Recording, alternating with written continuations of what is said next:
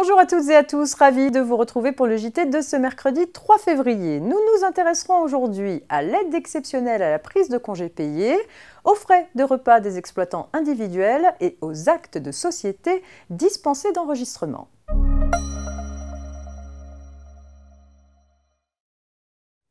Certaines entreprises peuvent bénéficier d'une aide financière exceptionnelle pour les congés payés pris par leurs salariés. Il s'agit de celles qui accueillent du public et qui, à cause des mesures prises pour faire face à l'épidémie de Covid-19, soit n'ont pas pu accueillir du public dans tout ou partie de l'établissement pendant au moins 140 jours entre le 1er janvier et le 31 décembre 2020, soit ont enregistré une perte d'au moins 90% de leur chiffre d'affaires pendant les deux périodes d'état d'urgence sanitaire par rapport aux mêmes périodes de l'année 2019.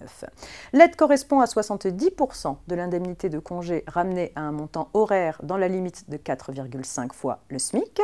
Un décret du 30 décembre accordait cette aide pour 10 jours de congés payés pris entre le 1er et le 20 janvier 2021. Un décret du 20 janvier prolonge cette période jusqu'au 31 janvier 2021. L'aide pourra aussi être accordée si les 10 jours de congés payés sont pris entre le 1er février et le 7 mars 2021, mais seulement aux employeurs plaçant un ou plusieurs salariés en activité partielle durant cette période. Mais s'il y a deux périodes pour l'accès au dispositif, un employeur ne peut bénéficier de l'aide que pour un maximum de 10 jours de congés payés.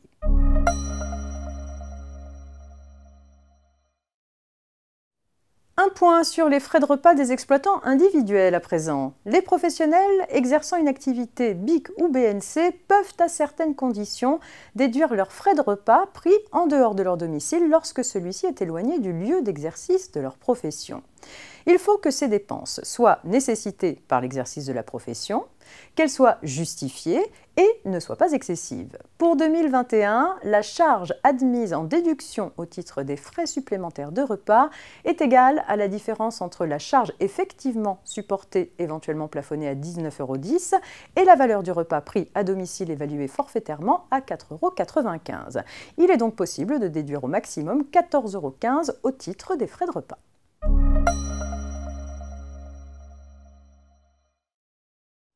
Depuis le 1er janvier 2021, certains actes de société soumis jusqu'alors à enregistrement au service des impôts en sont dispensés. La suppression de cette formalité concerne les actes constatant l'amortissement ou la réduction du capital de la société, ainsi que les actes constatant des augmentations de capital en numéraire et par incorporation de bénéfices, de réserves ou de provisions, et des augmentations nettes de capital de société à capital variable constatées à la clôture d'un exercice.